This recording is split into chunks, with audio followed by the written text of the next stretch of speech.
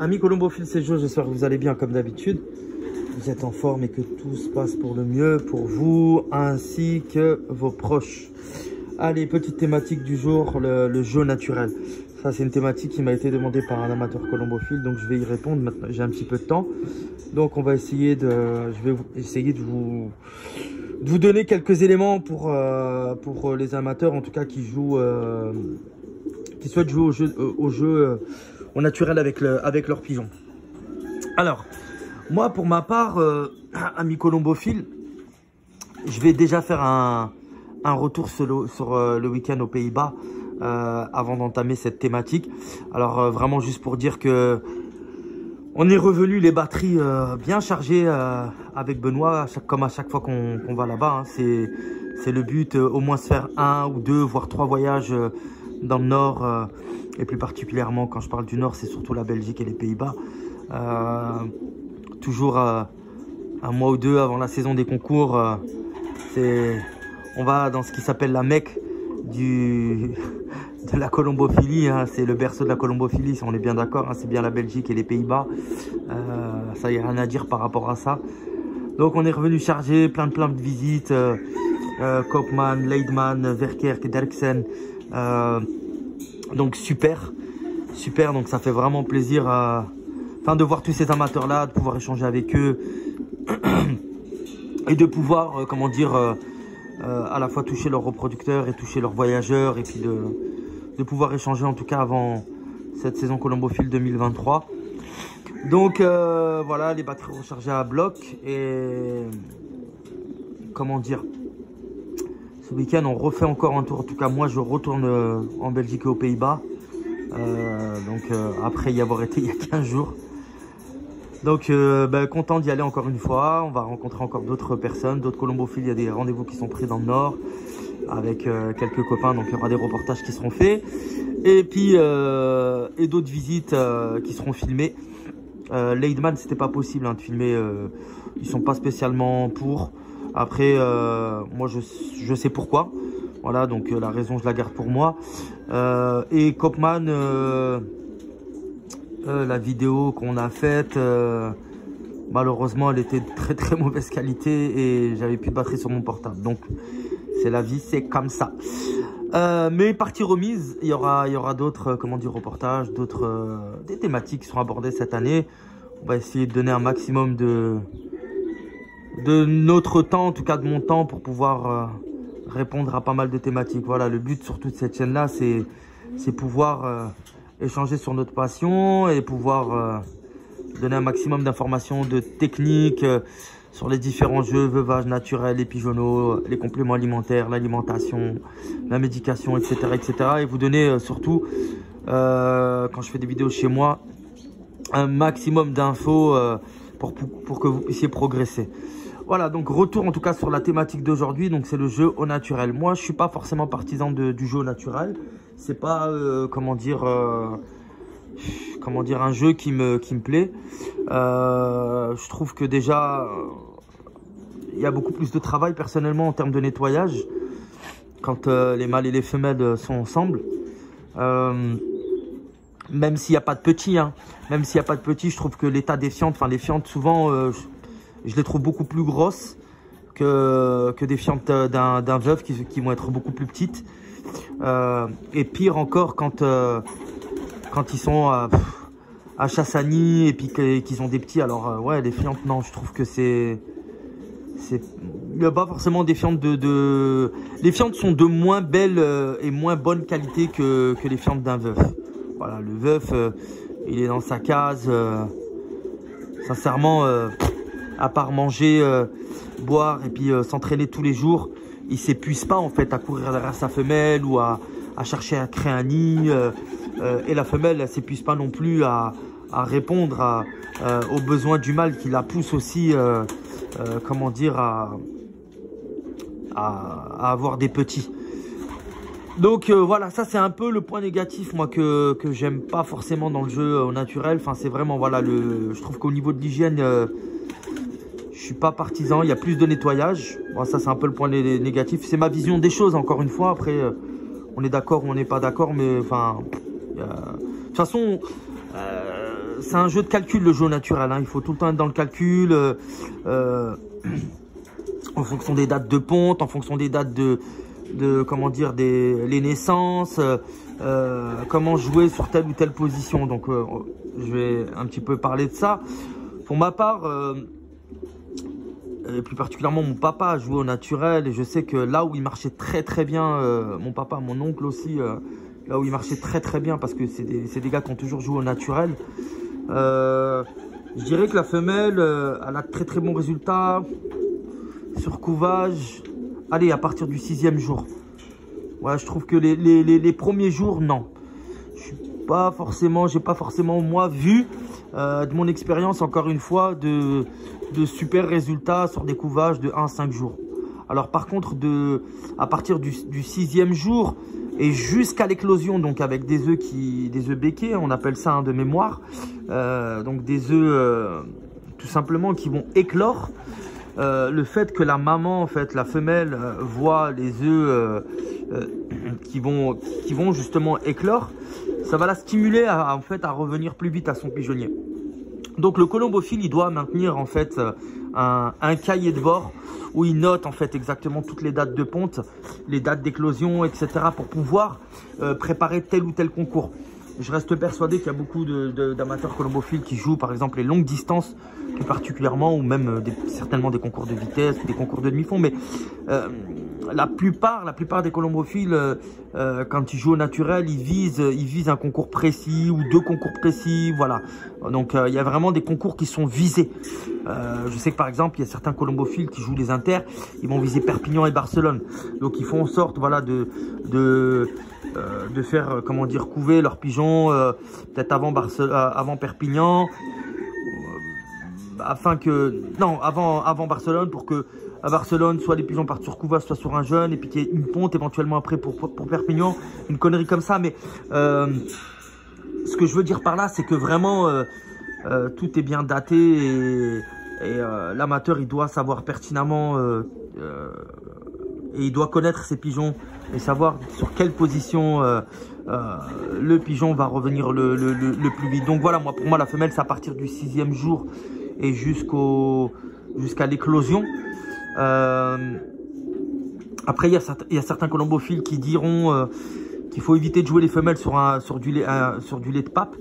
Pour moi, s'il y a enlogement à plus de 5 jours ou 6 jours, par exemple pour un international, au contraire, je pense que c'est bien de l'enloger sur un jeune de 2 jours. Elle va se nourrir de son lait de pape qui est hyper protéiné. Elle sera 6 jours dans le panier, donc ça va absolument pas la gêner. Par contre, si c'est un jour de panier ou 2 jours, effectivement, ça peut être...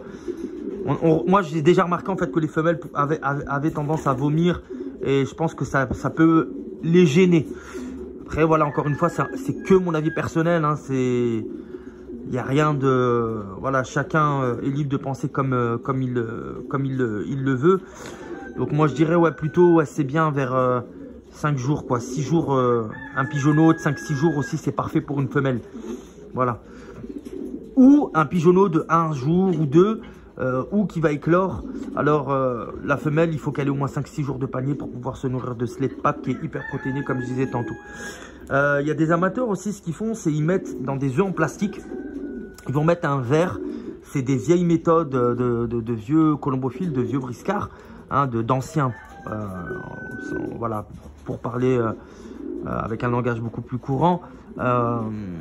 Mettre des œufs en plastique avec, comment dire, un petit verre, un verre qui va forcément bouger à l'intérieur. Il y en a qui mettent, j'entends, il y en a qui, bon, si tu arrives à attraper une mouche, tu peux mettre une mouche, tu peux mettre un insecte, quel qu'il soit. Il faut qu'il y ait du mouvement en fait dans cet œuf en plastique. Et ça va stimuler aussi, ça peut stimuler aussi la femelle et le mâle à revenir plus vite au colombier. Donc ça c'est un petit peu, comment dire, pour la femelle. Pour le mâle, je dirais que c'est la chasse au nid.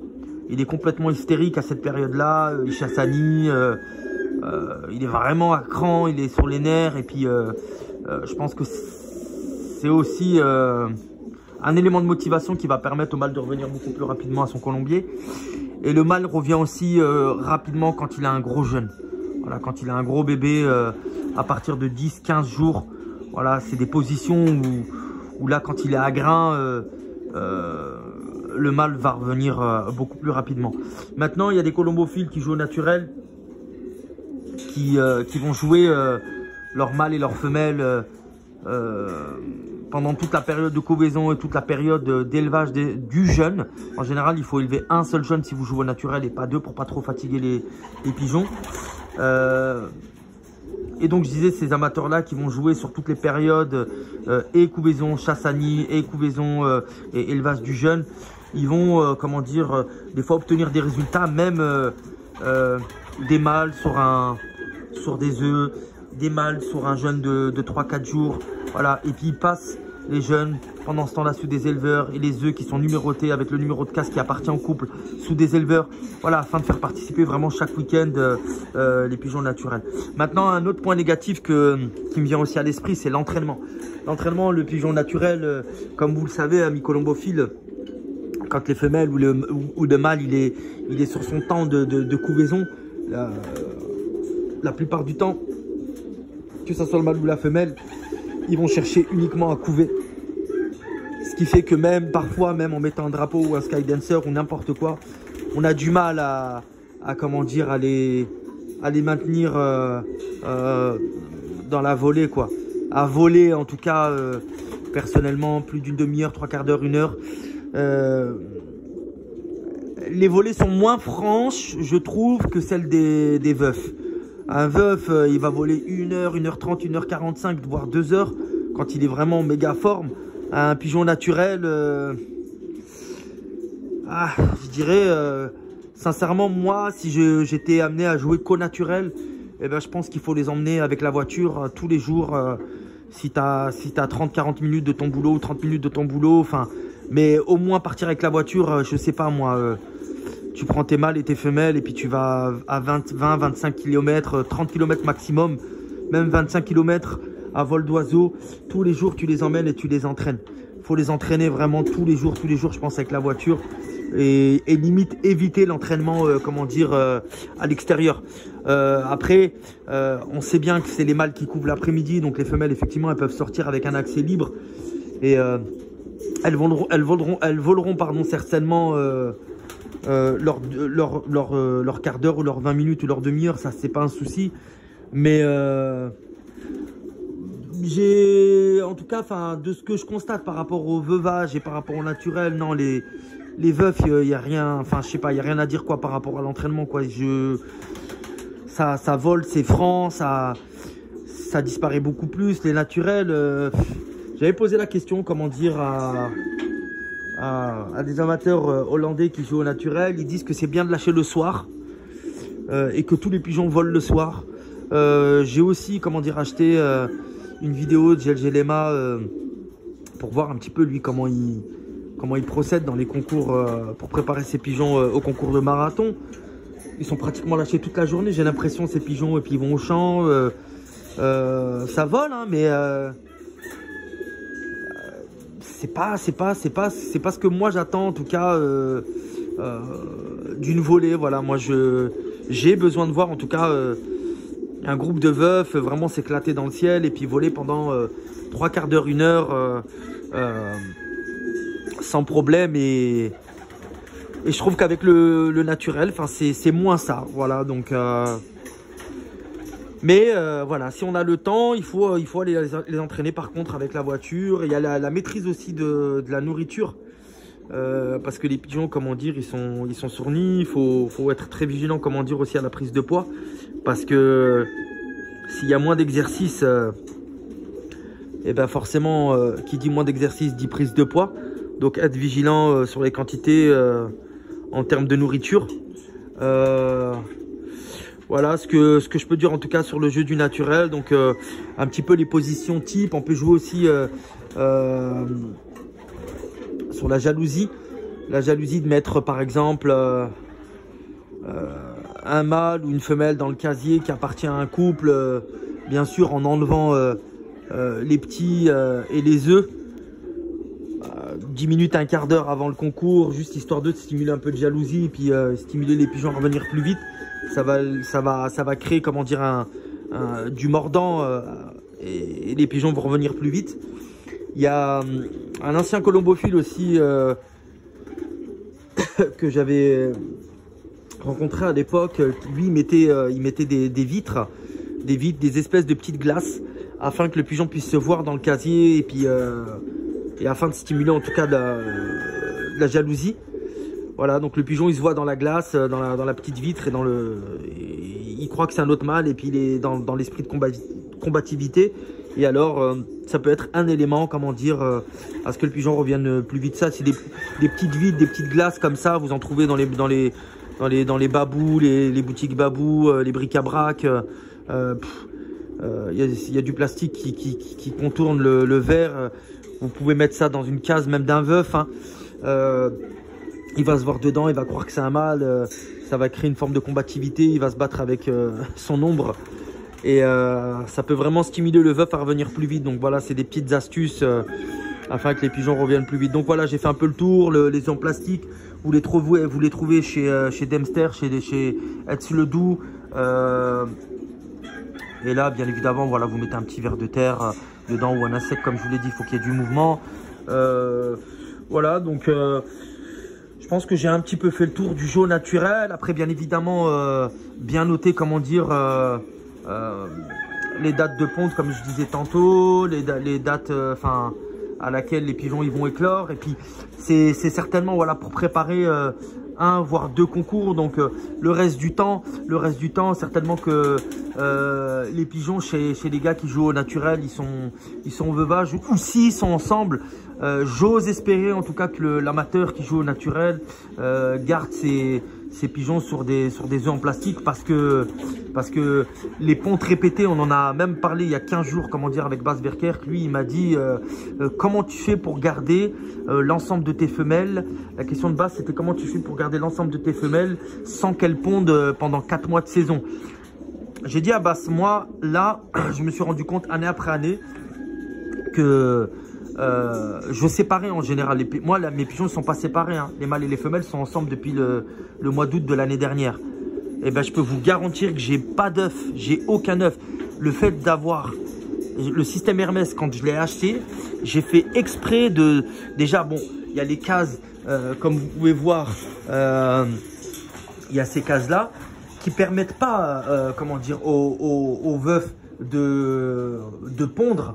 Ou s'ils arrivent à pondre, ils sont pas stables, ils sont pas bien, comment dire, pour élever correctement et pour couver. Il y a souvent des œufs même qui se cassent, donc ils sont pas à l'aise. Les pigeons en fait ils vont pas chercher en fait à pondre ici chez moi. Par contre, quand je mets des espaces un petit peu comme ça, là vous voyez, j'ai mis les granules là, les pelés, et ben là j'ai eu des œufs. J'ai des pigeons qui sont venus pondre et qu'on commence à couver. Alors quand c'est comme ça, idéalement, bah, c'est ce qu'il dit Verkerk, mettez des œufs en plastique, parce que les pontes répétées fatiguent les femelles et c'est pas bon. C'est pas bon de faire pondre comme ça les femelles tout le temps, même quand elles pondent dans les paniers. Imaginez, sur un concours, la femelle elle a envie de pondre, elle peut le parvenir même. Hein. Et moi, ça m'est déjà arrivé de perdre des femelles qui étaient prêtes à pondre. Je les ai mis en me disant, voilà, bon, bah, j'ai un jour de panier, elle pondra dans la nuit. Et puis, je les ai jamais revues. Enfin, ça m'est déjà arrivé d'en perdre et je reste persuadé que c'est à cause de ça. Donc, vraiment être vigilant sur les couvaisons, mettre des œufs en plastique. Ils peuvent couver ces œufs-là pendant bien plus de 3 semaines, voire 4 semaines. Vous êtes tranquille au moins pendant 1 mois. Après, donc, on va dire si le 1er avril, toute la période d'avril, ils sont sur des œufs en plastique. Dès qu'ils se lassent, eh ben, vous faites en sorte, peut-être éventuellement un autre couvage sur des œufs en plastique. D'accord? Pour le mois de mai. Et puis alors après, il arrive le mois de juin, c'est là où sont les bons concours en général de fond. Et j'ai toujours, moi, dans ma tête, le jeu naturel, c'est certainement un jeu qui convient bien aux amateurs qui jouent vraiment les longues distances, quoi. Le fond, le grand fond, pour moi, c'est vraiment pour préparer des concours de fond longue distance dans le courant du mois de juin, juillet, quoi. Donc voilà, le mois de juin, il peut y avoir une chasse à nid. Donc on sait bien que la femelle elle va pondre au bout de 7 jours, quoi. Surtout à cette période-là, il fait chaud, il fait bon, donc 7 jours, plus le couvage, on va dire 18 jours de couvage, et puis après le sevrage, quoi, des jeunes. Donc on est en plein, enfin, entre juin et juillet, si vous calculez bien vos dates, c'est à vous de bien calculer. Et puis d'essayer de viser des concours vraiment qui vous intéressent pour que, comment dire, les pigeons qui sont joués au naturel puissent bien taper à ce moment-là. Après, il y a certains colombophiles avec qui même j'ai discuté qui m'ont dit, tu sais, Jo, enfin, on a mis des femelles sur couvage, on a joué, comment dire, des femelles sur couvage, on a joué des femelles sur des petits de 6 jours, 5 jours, 10 jours, des gros mâles sur des gros jeunes, et ça n'a rien donné. C'est une réalité aussi, hein. Ça peut arriver hein, que certains pigeons ne soient pas, comment dire, en phase avec ce que toi tu leur demandes en fait. C'est le système, enfin que voilà, ils ont des petits, ils ont des œufs, mais ça va pas forcément les stimuler à revenir. Alors que ces mêmes pigeons-là, tu vas les mettre au veuvage, ils vont cartonner ou tu vas créer quelque chose d'autre, je sais pas moi, de la jalousie ou quelque chose qui va... Enfin vraiment, pour moi... Il faut être vachement dans l'observation quand on a des pigeons voyageurs. Il faut essayer de connaître le moindre détail au niveau caractère de ces pigeons. Bon, quand tu as 200 ou 300 pigeons, c'est peut-être, on va dire, un peu plus compliqué. Mais quand tu as une équipe de 25 ou 30 veufs, tu dois être capable, comment dire, de les connaître. Hein. C'est tes élèves, c'était 30 élèves. Il n'y a pas un professeur qui ne connaît pas ces 30 élèves. Et encore, un professeur, il connaît certainement bien plus que 30 élèves si il est prof au collège. Vous vous doutez bien, il y a des classes, il n'en a en pagaille. Toutes les heures, il donne des cours, donc il les connaît par cœur. Il connaît sur une année les caractères des uns des autres, là où est bon Pierre, là où est mauvais Paul, là où est très bon Jacques, etc. etc. Le pigeon voyageur, c'est pareil. Il faut vraiment avoir le sens de l'analyse et de l'observation et bien connaître le caractère. Qu'est-ce qui fait que pourquoi mon pigeon il revient chaque week-end en tête? Qu'est-ce qui a fait que ça l'a stimulé? Pourquoi il revient tout le temps en tête? Voilà, aujourd'hui j'ai changé, j'ai fait quelque chose. Je sais pas, j'ai mis une seule femelle, une vieille femelle qui était excitée comme pas possible, et je l'ai balancée dans le colombier des veuves. J'ai pas fait montrer toutes les femelles, mais une seule. Eh ben, qui a réagi, qui n'a pas réagi? Il y a des mâles, le fait de voir leur femelle, pardon, ça va les stimuler. Le fait de l'avoir qu'au retour, c'est ça qui va les stimuler. Le fait d'avoir un plateau, ça va les stimuler. Le fait de ne pas avoir un plateau, faut vraiment noter. Moi, sincèrement, c'est le conseil de base, un conseil qui est en or indirectement, c'est l'écrit. Écrivez, prenez des notes et soyez dans l'observation, parce que sinon, même d'une année à une autre, vous pouvez comparer. Vous pouvez comparer, vous dire et vous dire à vous-même, enfin voilà, moi j'ai bien marché cette année et j'ai bien marché. Pourquoi? Parce que j'ai fait ça, j'ai nourri de telle façon, j'ai donné tel complément alimentaire. Faut pas changer. Si un système il marche bien, faut pas changer, l'ami colombophile. Voilà, la médication, j'ai noté mes dates, j'ai été sérieux dans mes dates de médication, j'ai noté toutes les dates à telle période. J'ai fait tel entraînement, j'ai noté le nombre d'entraînements que j'ai fait. Est-ce que j'en ai fait assez? Est-ce que j'en ai pas fait assez? Donc cette année, j'ai décidé d'en faire un peu plus, hein, pour mieux entraîner les pigeons, pour mieux développer leur boussole. Voilà, toutes les erreurs que j'ai commises, eh ben ça je referai pas, ça je ne referai pas. Alors ça, je vais essayer de progresser dans ça. Vous voyez ce que je veux dire? Si vous notez pas, mes colombophiles, franchement, la colombophilie, c'est un océan. C'est un océan. Ce qui veut dire que il y a tellement d'espace, il y a tellement de choses à découvrir et à voir, on ne peut pas se souvenir de tout. Donc prenez des notes. La météo sur tel concours. Voilà, enfin vraiment tout ce que je viens d'énumérer, tout ce que je viens de vous dire, prenez-le en considération. Les jours où vous donnez de la levure de bière, du vitamine minéral, les jours où vous donnez le bain à vos pigeons, les jours... où vous donnez tel complément alimentaire et tel mélange. Il faut vraiment tout noter. C'est des cours qui vont vous servir de leçon pour les années encore à venir.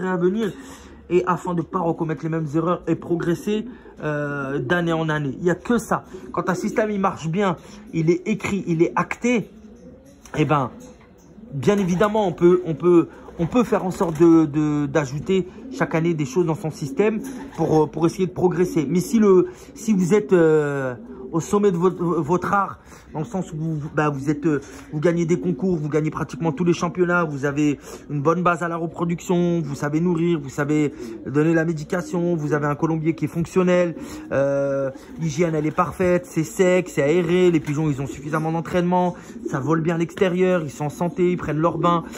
Quand vous les prenez en main, il y a du talc.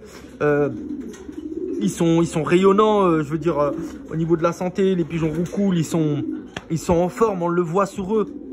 Vous voyez ce que je veux dire? Eh bien, tout ça, c'est des points positifs que vous devez bien sûr prendre en considération. Par contre, si vous voyez le pigeon nonchalant, il est triste, il boude dans son casier, vous voyez qu'il a comme s'il était faible, il y a un problème. Peut-être il manque quelque chose, dans la nourriture, peut-être qu'il manque les quantités, peut-être que c'est pas assez propre dans le colombier, peut-être que et le pigeon est malade tout simplement. Il y a tellement de choses en tout cas mycolombophile à prendre en considération, et comme je vous dis, voilà, c'est vraiment un océan, on en apprend tous les jours. Faites-vous aussi votre propre expérience. Attendez pas des fois surtout si vous voulez avancer, hein, bien sûr, si vous voulez avancer rapidement, expérimentez certaines choses vous-même. Voilà, c'est en expérimentant et surtout, et ça je le dirai jamais assez, avoir 1-2 coachs qui sont honnêtes, qui vous donnent des conseils de qualité et qui n'ont pas peur en tout cas de la concurrence. Voilà, qui vont vraiment vous dire, voilà, fais ça de telle façon, fais vraiment ça de telle façon, telle. Tu vois, le mec vraiment confiance, il va vraiment t'aider à parfaire en tout cas ta méthode. Et comment dire, il va te tirer en tout cas vers l'avant pour que tu puisses progresser. Tu vas le voir directement. Un gars qui n'a pas envie de te faire progresser, bah, il faut pas s'embêter avec ça. Et voilà, Dieu sait qu'il y a des colombophiles en tout cas qui sont encore, qui ont de bonnes valeurs colombophiles. Quand je parle de valeurs, c'est l'entraide, c'est la bienveillance, etc. Ça, c'est des valeurs, le respect, l'esprit sportif. Il y a encore des colombophiles qui sont dans cet état d'esprit-là, et Dieu merci. Et puis après, bah, il y en a qui ne sont pas du tout dans cet état-là. Malheureusement, voilà, il y a plus de mauvais colombophiles que de mauvais pigeons. On en parlait la dernière fois avec Sylvain quand on a été chez lui. Je te salue d'ailleurs, Sylvain Signor. Un grand merci en tout cas encore une fois de nous avoir accueillis chez toi. Effectivement, quand il disait il y a plus de mauvais colombophiles que de mauvais pigeons, c'est une certitude. Et si il y avait des gars un petit peu qui étaient là à essayer d'aider la jeunesse colombophile et puis pas à garder vraiment tout pour eux, ben la colombophilie elle augmenterait d'un cran. Voilà, sur ce, amis colombophile, 27 minutes et quelques. Je ne vais pas m'éterniser, en tout cas sur le vif du sujet. S'il y a des points, comment dire, à ajouter sur cette thématique, n'hésitez pas à m'envoyer, comment dire, un message sur Messenger, sur Combinasijo Dive & Sport. Donc c'est le même nom que sur ma chaîne YouTube. Et je pourrais en débattre sur la prochaine vidéo. Voilà, il n'y a aucun souci. Au contraire, si vous avez des billes à apporter et à partager aussi, afin que moi je retransmette à l'ensemble des colombophiles qui suivent ma chaîne YouTube, et ben ça sera avec grand plaisir. Je clôture en tout cas cette thématique et j'ouvre juste une parenthèse avant de finir par rapport aux amateurs colombophiles de Loire-Atlantique et de la 11e région, parce que je sais que les vidéos sont comment dire, vachement sont regardées, donc le message il va comme ça, il va passer. Benoît, il n'a pas besoin de votre argent. Benoît, donc, qui est vétérinaire, hein, au cabinet des Tourterelles à Saint-Étienne-de-Montluc. Il n'a pas besoin de votre argent et il m'a transmis en tout cas de vous dire que c'était pas la peine de venir déposer vos fientes, tous autant que vous êtes. Voilà, déposez vos fientes ou vos pigeons. Donc c'est même plus la peine de venir au cabinet vétérinaire de Tourterelles. Il est clair que qui dit Benoît, qui dit Jo dit Benoît, hein, on est bien d'accord. C'est quand ça vous arrange que Benoît, c'est Benoît et Jo c'est Jo. Non, c'est pas comme ça que ça marche. Donc quand je vois toutes les pourritures que vous avez pu dire, en tout cas sur moi et lui, et toutes les bâtons dans les roues que vous avez pu nous mettre dans les roues, afin que carrément on soit éjecté du groupement de Loire-Atlantique, et puis et qu'on arrête tout simplement la colombophilie, qu'on craque, quoi, tu vois, c'est Vraiment honteux à ce niveau-là. Donc Benoît, il est catégorique par rapport à ça. Il m'a dit transmets, il n'y a pas de souci, fais une vidéo. Il m'a dit moi je veux plus aucun colombophile de la 11e région qui se démerdent. Voilà, tout simplement. Ils vont trouver un vétérinaire là où ils veulent. Mais c'est pas la peine de venir lécher le cul à Benoît. C'est mort. Donc c'est pas la peine de, voilà, pas de vaccin, pas d'analyse de fiente, pas de médicaments. C'est mort. À bon entendeur, les amateurs qui sont allés là-bas, je vais pas donner des noms parce qu'ils se reconnaîtront. Voilà, nous on demande juste foutez-nous la paix. Trouvez-vous un autre vétérinaire. Démerdez-vous, vous êtes des grands sportifs, des grands champions de haut niveau. Trouvez-vous un vétérinaire, trouvez-vous des sites internet, vous trouvez des médicaments. Voilà, démerdez-vous. Enfin voilà, c'est clair, net et précis. C'est même pas la peine d'aller au cabinet de Benoît. De toute façon, c'est mort. Il prendra plus aucune analyse de fiente et rien du tout. Même si vous avez des chiens, des chats, c'est fini. Voilà, c'est radical par rapport à ça. Il y a juste quelques personnes là qui seront pris, comment dire, au niveau du cabinet, qui sont 11e. Mais vraiment, c'est une pointe, hein, c'est une petite pointe de sel, vraiment qui est minime. Hein. Donc, tout le reste, en tout cas dans le 44, c'est mort. La porte, elle est définitivement fermée. Voilà, définitivement fermée. Nous, on veut juste jouer aux pigeons. Voilà, comment dire, les pigeons, ils seront transportés cette année. On paiera nos transports à la semaine ou au cul du camion. Et puis, on souhaite que nos pigeons ils soient lâchés comme tous les autres, qu'ils soient nourris comme tous les autres lors des concours à 2 jours de panier, qu'ils aient à boire comme tous les autres, qu'ils soient lâchés en même temps que les autres. Voilà, on n'a même pas besoin de se dire bonjour, au revoir, des écrits, des mails. C'est ce qu'on veut, comme ça on a des preuves écrites. Voilà, on a plus confiance en vous, vous avez plus confiance en nous. Eh ben, c'est très bien. Donc voilà, sur ce, j'espère que le message y passera. Et c'est pas la peine de venir me serrer la main aussi. Parce que je vais vous envoyer balader direct. Voilà, comme ça au moins le message y passe. Voilà, si vous me voyez lors d'un congrès de groupement ou une réunion, venez pas me dire bonjour. Ça c'est clair, net et précis. Celui qui va me dire bonjour, je vais l'envoyer balader direct. Donc voilà, même pas la peine, on se dit pas bonjour, rien du tout. Moi je suis là, j'écoute ce qui se dit par rapport au nouveau règlement là qui va être pondu. Et ça s'arrête là. Voilà, nous on veut juste jouer aux pigeons. On n'a pas besoin, on a assez de copains colombophiles dans d'autres régions de France et partout, même à l'étranger. On n'a pas besoin de, comment dire, d'être amis avec vous. Je suis copain avec les meilleurs colombophiles du monde. Pourquoi être colombophile avec des gens qui sortent même pas de leur campagne? Sortent même pas de leur campagne, ils ont rien à m'apprendre. J'ai aucun intérêt de copain avec vous. Qu'est-ce que vous avez à m'apprendre? Rien du tout. Au lieu de me tirer vers le haut, vous faites que tirer vers le bas. Donc, et j'ai rien vu qui va me faire progresser, quelque chose qui va me mettre à mon avantage, qui va me mettre bien, qui va me stimuler, qui va me mettre bien dans ma peau, qui va me dire waouh putain Jo, putain j'ai visité telle personne en 11e région. Enfin waouh, je suis content et tout. Non. À partir du moment où je vais chez Verkerk, Leidman, Kopman, les plus grands du monde, qu'est-ce que je vais me prendre la tête avec des gens de la 11e région? Bref, c'était juste la parenthèse. Donc, cherchez-vous un autre veto. Et puis, et voilà, comme ça, on est tranquille. Tout le monde est tranquille. Vous entendez pas parler de nous, on n'entend plus parler de vous. Et c'est très bien comme ça. Voilà, en bref, amis colombophiles, en tout cas, merci pour tous ceux qui suivent mes vidéos avec une positive attitude, qui mettent des likes sur cette chaîne, qui s'abonnent sur cette chaîne et qui la suivent, voilà, avec vraiment envie. Merci pour tous les messages que je reçois en privé, les encouragements, les remerciements et tout ça, ça fait plaisir. Hein. Et encore une fois, voilà, moi, c'est grâce à ça, c'est ça qui me motive en tout cas à vous donner encore et encore. Et donc voilà, continuez et puis et vous aurez en tout cas des vidéos sympathiques. Même ce week-end là, on va vous faire quelques reportages.